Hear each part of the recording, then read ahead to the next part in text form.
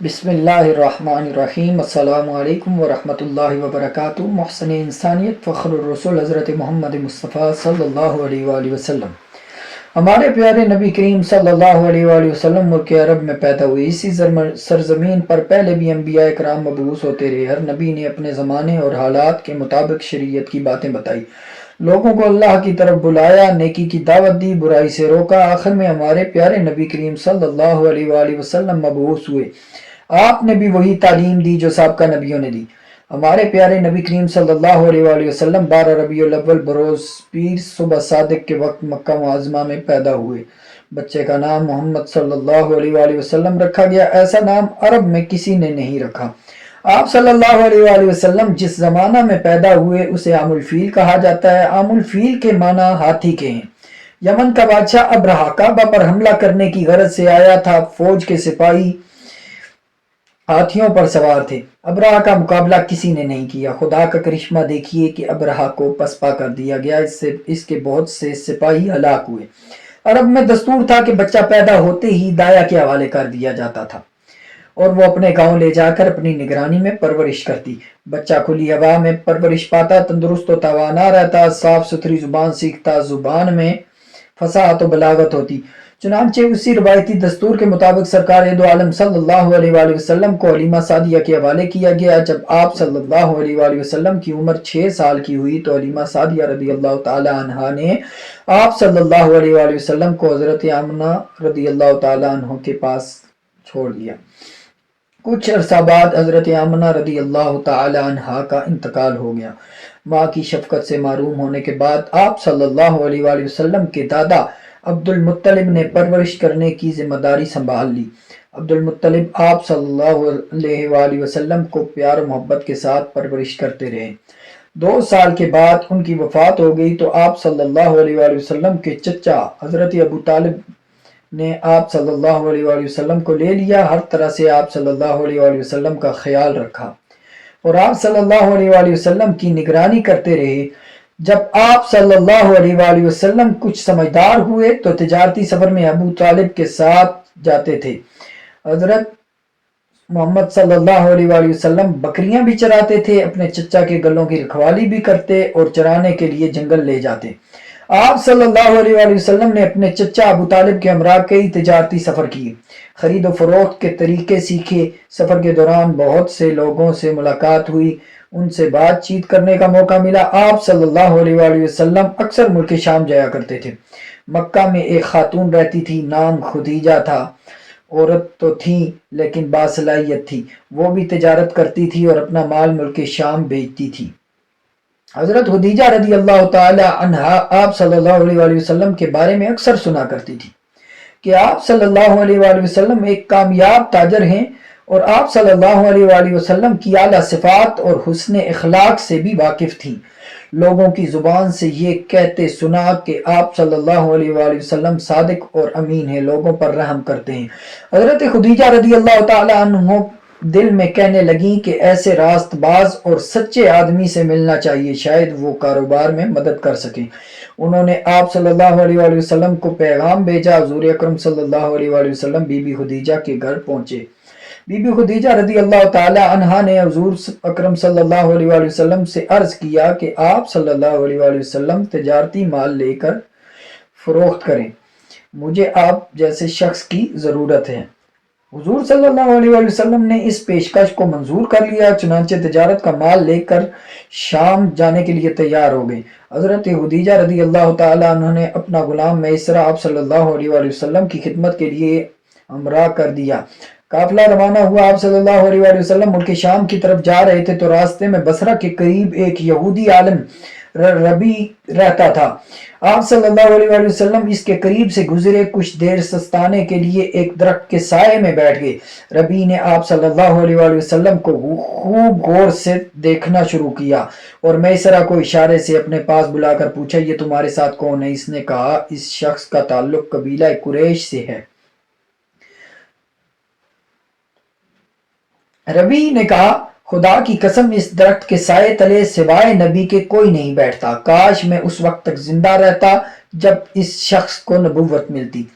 شام کے سفر سے واپس لوٹے، مال فروخت کرنے کے بعد جو رقم حاصل کی آپ صلی اللہ علیہ وآلہ وسلم نے حضرت خدیجہ کے حوالے کی۔ حضرت خدیجہ نے میسرہ سے سفر میں پیش آنے والے حالات دریافت کیے اور آپ صلی اللہ علیہ وآلہ وسلم کے بارے میں بھی پوچھا۔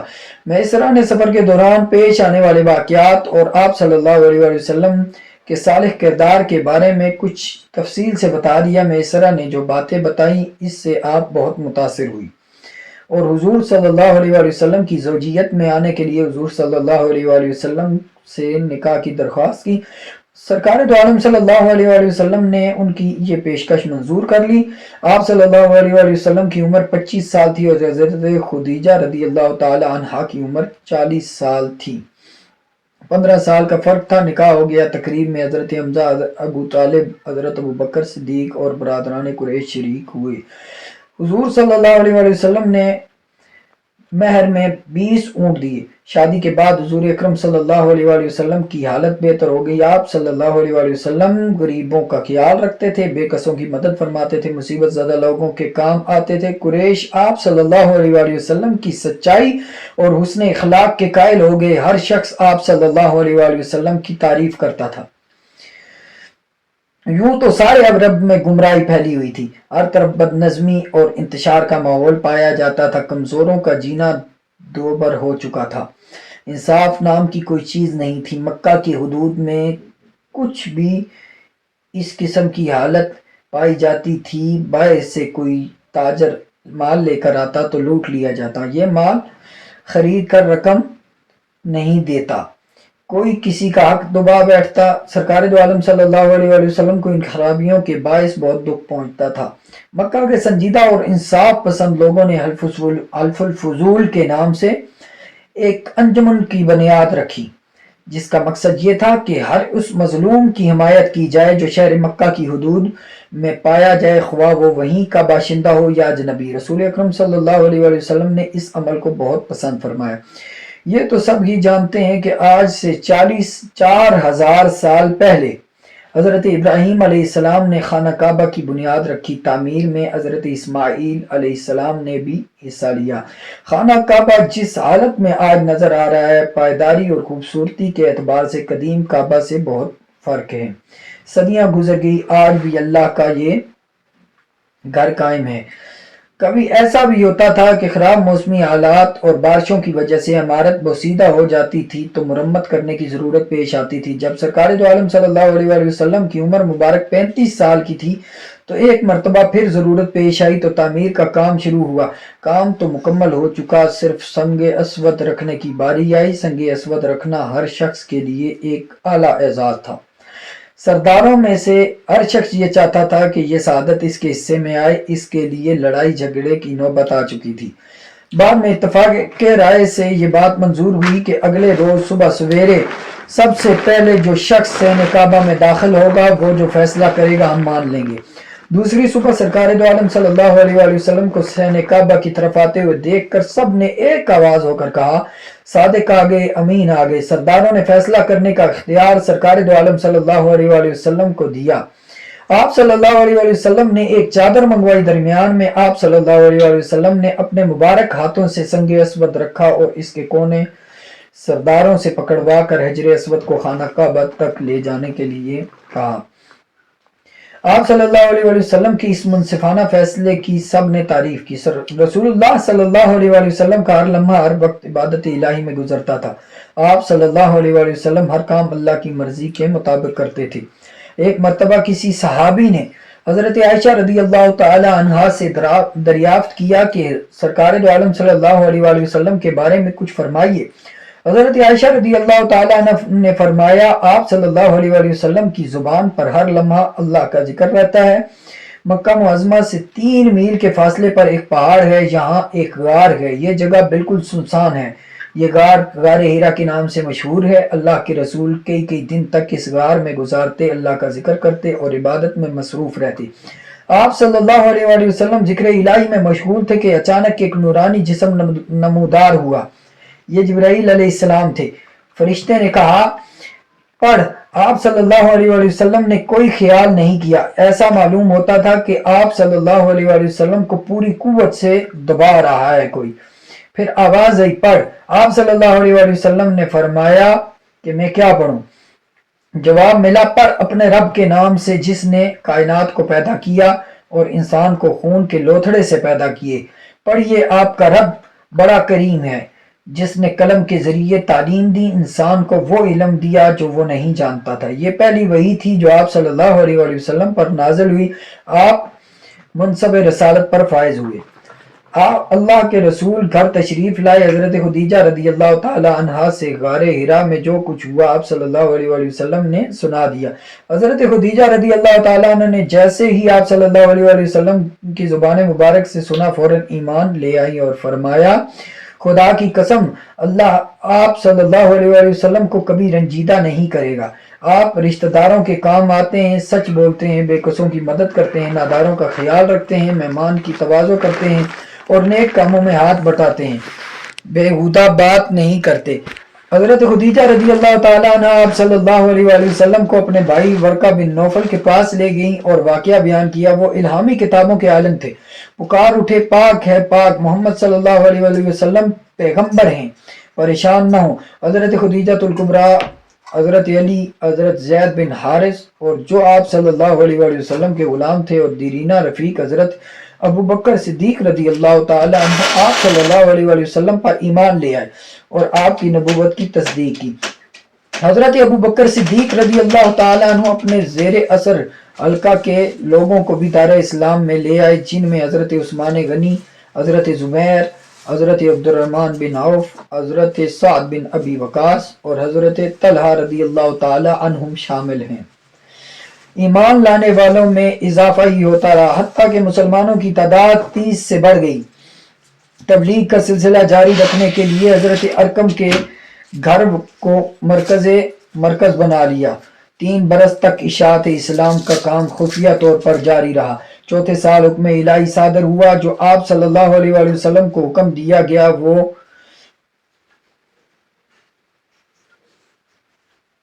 یہ تھا کہ آپ کسی کی بھی پرواہ نہ کریں. اس آیت کے نزول کے بعد آپ صلی اللہ علیہ وآلہ وسلم کھلے عام تبلیغ کرنے لگے.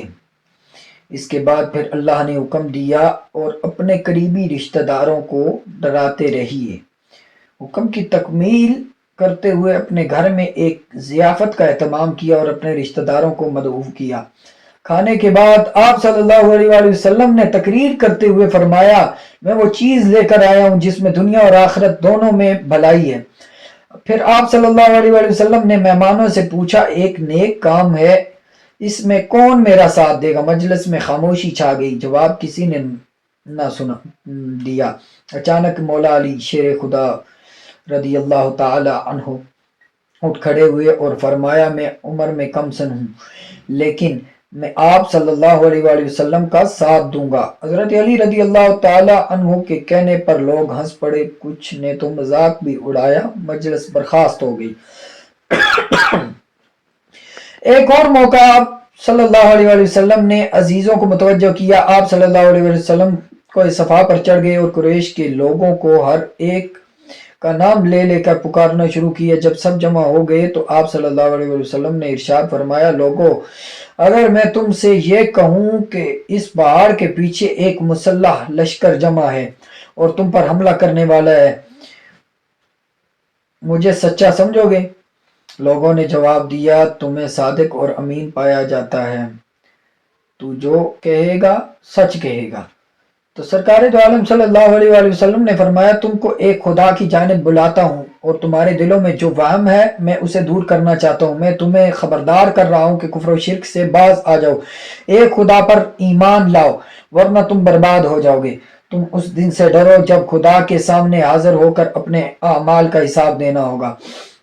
قریش آپ کی زبانی حق بات سن کر حیران رہ گئے اور باپ دادا کے دین اور بت پرستی کے خلاف آواز سن کر طیش میں آ گئے. آپ صلی اللہ علیہ وآلہ وسلم کے چچا ابو لہب غضبناک ہو کر کہنے لگا کیا اسی گھر سے تو نے ہم سب کو جمع کیا؟ تو رسول اللہ صلی اللہ علیہ وآلہ وسلم آپ جتنی بھی باتیں بتائیں اس پر کسی نے توجہ نہ دی. جب آپ صلی اللہ علیہ وسلم نے بتوں اور بت پرستی کے خلاف بولنا شروع کیا تو سب آپ کے دشمن ہو گئے۔ ایک دن رسول اکرم صلی اللہ علیہ وسلم کعبہ میں بیٹھے ہوئے تھے، کچھ فاصلے پر آپ صلی اللہ علیہ وسلم کے مخالفین بھی بیٹھے ہوئے تھے، ان میں شامل عتبہ بن ربیعہ بھی تھا۔ وہ رسول اکرم صلی اللہ علیہ وسلم کے قریب آیا اور کہا، اے میرے بھائی کے بیٹے، ہم اپنے باپ دادا کے طریقے پر ہیں، تم نے ہمارے درمیان پھوٹ ڈال دی ہے، گھروں میں جھگڑے پیدا ہو گئے، ایک شرط پر تمہاری خواہش پوری کرنے کے لیے تیار ہیں، وہ شرط یہ ہے کہ ہمارے باپ دادا کی دین کو برا نہ کہو اور ہمارے معبودوں کو برا نہ کہو، جو کچھ مانگو گے ہم دینے کے لیے تیار ہیں، جتنی دولت مانگو گے ہم دیں گے، بادشاہ بننا پسند کرو تو بادشاہ بنائیں گے، ہر کام میں تمہاری مرضی ہوگی، بغیر تمہاری مرضی کے کوئی کام نہیں کریں گے۔ اس کے جواب میں آپ صلی اللہ علیہ وآلہ وسلم نے قرآن کریم کی تلاوت کی، میں بھی تمہاری طرح ایک انسان ہوں، مگر مجھ پر وحی آتی ہے کہ تمہارا معبود ایک خدا ہے، اس لیے اس کی طرف رجوع کرو اور اسی سے معافی مانگو، اور افسوس ہے مشرکوں پر جو خیرات نہیں دیتے، آخرت پر ایمان نہیں رکھتے، البتہ وہ لوگ جو ایمان لائے اور نیک اعمال کیے ان کے لیے بڑا اجر ہے جو کبھی ختم نہ ہوگا۔ پھر آپ صلی اللہ علیہ وآلہ وسلم نے عتبہ سے فرمایا، اے عتبہ، تم سن چکے ہو، اب جو راستہ تمہیں بہتر ہو وہی اختیار کرو۔ آپ صلی اللہ علیہ وسلم ہر جگہ جاتے اور لوگوں کو دین کی دعوت دیتے۔ ایک مرتبہ حج کے دوران رحمت عالم صلی اللہ علیہ وسلم حضرت ابو بکر صدیق رضی اللہ تعالی عنہ کے ہمراہ معمول کے مطابق تبلیغ حج کے لیے مینا تشریف لے گئے، جہاں عرب کے کونے کونے سے زائرین آتے ہوئے تھے، تو دعوت توحید دیتے ہوئے ایسی مجلس میں پہنچے جو بڑی باعظمت اور باوقار تھی۔ چند معزز اور ذی وجاہت اشخاص بات چیت میں مصروف تھے۔ حضرت ابو بکر صدیق رضی اللہ تعالی عنہ نے آگے بڑھ کر سلام کیا اور ان سے پوچھا، اے بیت اللہ کے مہمانوں، تم کس قبیلہ سے تعلق رکھتے ہو؟ جواب ملا، ہم شیبان بن ثعلبہ کی اولاد ہیں، ہم فارس کے پڑوسی ہیں اور کسرا کے زیر اثر ہیں۔ حضرت ابو بکر صدیق رضی اللہ تعالی عنہ اس قبیلہ سے واقف تھے، ان سب کو پہچان گئے۔ حضور اکرم صلی اللہ علیہ وسلم کی خدمت میں عرض کیے، یا رسول اللہ، میرے ماں باپ آپ پر قربان، آپ صلی اللہ علیہ وسلم اجازت دے تو میں ان سے بات کروں۔ حضور صلی اللہ علیہ وسلم نے اجازت دی۔ حضرت ابو بکر صدیق نے ان سے تفصیل سے گفتگو کی اور حالات سے آگاہ کیے، پھر حضور اکرم صلی اللہ علیہ وسلم ان سے مخاطب ہوئے، میں تم کو اس بات کی طرف بلاتا ہوں کہ تم گواہی دو کہ سوائے اللہ کے کوئی اور عبادت کے لائق نہیں ہے اور میں اللہ کا رسول ہوں۔ میں چاہتا ہوں کہ تم میرے مددگار بنو تاکہ میں اللہ کے احکامات بغیر کسی رکاوٹ کے پہنچا سکوں۔ آپ صلی اللہ علیہ وسلم نے فرمایا، قریش نے اللہ کے احکام کی کھلم کھلا مخالفت کی ہے، اس کے رسول کو جھٹلایا، غلط بات پر قائم رہے، سچائی کا انکار کی ہے، اللہ نے بے شک تمام باتوں سے بے نیاز اور تعریف کے لائق ہے۔ ان میں سے ایک شخص کا نام مفروق تھا، پوچھا، اور کس کس چیز کی دعوت دیتے؟ اس نے کے جواب میں حضور اکرم صلی اللہ علیہ وسلم نے قرآن حکیم کی چند آیات تلاوت فرمائی جن میں حکم دیا گیا ہے کہ اللہ کے ساتھ کسی کو شریک نہ کرو، ماں باپ کے ساتھ احسان کرو، اور اپنی اولاد کو مفلسی کے ڈر سے مت قتل کرو، بے حیائی کے قریب بھی نہ بھٹکو، خواہ وہ پوشیدہ ہو یا ظاہر، جن کا خون اللہ نے حرام کیا ہے ان کو ناحق قتل مت کرو، یتیم کے مال کو ہاتھ نہ لگاؤ، ناپ تول انصاف کے ساتھ کیا کرو، اور جب تم بات کرو تو انصاف کرو، مفروق۔ سرکار دو عالم صلی اللہ علیہ وآلہ وسلم اپنا کام خود کرتے تھے، جانوروں کو اپنے ہاتھوں سے چارہ ڈالتے، اونٹ باندھتے، گھر کی صفائی کرتے، بازار سے سودا سلف خرید کر لاتے، اپنا جوتا خود گانٹھ لیتے، اپنے دستے مبارک سے کپڑوں میں پیبند لگاتے، چھوٹے بڑے کو سلام کرنے میں خود پہل کرتے، کوئی چھوٹے درجے کا آدمی بھی دعوت دیتا تو خوشی سے قبول فرما لیتے۔ اس لیے اللہ تعالیٰ قرآن کریم میں فرماتا ہے کہ آپ صلی اللہ علیہ وسلم اخلاق کے ایک بلند مقام پر فائز ہیں۔ ایک مرتبہ قیصر روم کے دربار میں رسول اللہ صلی اللہ علیہ وسلم کا سب سے بڑا دشمن ابو سفیان پہنچا۔ قیصر روم اور ابو سفیان سے بات چیت ہوتی ہے۔ قیصر روم ابو سفیان سے پوچھتا ہے، کیا تم محمد صلی اللہ علیہ وسلم کو کبھی جھوٹ بولتے ہوئے دیکھا ہے تم نے؟ ابو سفیان جواب دیتا ہے نہیں۔ کیسر روم نے اس پر کہا جو شخص دنیا کے معاملات میں جھوٹ نہیں بولتا وہ اللہ کے بارے میں کس طرح جھوٹ بول سکتا ہے؟ رسول اللہ صلی اللہ علیہ وآلہ وسلم کی صداقت کی یہ آخری گواہی تھی۔ پھر اس کے بعد خطبہ حجۃ الوداع کے موقع پر سرکار دو عالم صلی اللہ علیہ وآلہ وسلم 5 ذی الحجہ کو مکہ معظمہ پہنچے اور 9 ذی الحجہ جمعہ کے دن عرفات کے میدان میں تقریباً 1,24,000 صحابہ کرام کے سامنے خطبہ ارشاد فرمایا، اے لوگو، اللہ تعالیٰ فرماتا ہے کہ ہم نے تمہیں ایک مرد اور ایک عورت سے پیدا کیا، تمہارے خاندان اور قبیلے بنائے تاکہ تم ایک دوسرے کو پہچانو۔ بلا شبہ اللہ کے نزدیک قابل تکریم وہ ہے جو سب سے زیادہ پرہیزگار ہے۔ تمام تعریفیں صرف اللہ کے لیے ہیں، ہم اسی کی حمد کرتے ہیں اور اسی سے مدد طلب کرتے ہیں اور اپنے گناہوں کی معافی چاہتے ہیں۔ میں اعلان کرتا ہوں محمد صلی اللہ علیہ وآلہ وسلم اس کا بندے اور رسول ہیں۔ اس کے بعد سرکار دو عالم صلی اللہ علیہ وآلہ وسلم نے فرمایا، کسی عربی کو عجمی پر کسی عجمی کو عربی پر کوئی برتری حاصل نہیں، نہ کسی کالے کو گورے پر نہ کسی گورے کو کالے پر۔ تم سب آدم کی اولاد ہو، آدم مٹی سے پیدا کیے گئے، میرے بعد نہ کوئی نبی آئے گا اور نہ کوئی امت آئے گی اور نہ ہی کوئی کتاب آئے گی۔ سرکار دو عالم صلی اللہ علیہ وآلہ وسلم جب خطبے سے فارغ ہوئے تو یہ آیت نازل ہوئی، الیوم اکملت لکم دینکم واتممت علیکم نعمتی وردیت لکم الاسلام دینا۔ ترجمہ، آج میں تمہارا دین تمہارے لیے مکمل کر دیا اور تم پر اپنی نعمت پوری کر دی اور تمہارے لیے اسلام کو پسند کیا۔ سرکار دو عالم صلی اللہ علیہ وآلہ وسلم کا سفر آخرت۔ آپ صلی اللہ علیہ وآلہ وسلم کو سر میں درد اور بخار ہوا، بغیر سہارے کے چلنا دوبر ہو گیا۔ ازواج مطہرات میں سے حضرت عائشہ کے گھر میں قیام رہا۔ آپ صلی اللہ علیہ وآلہ وسلم پر غشی آتی رہی، کچھ کا افاقہ ہوا۔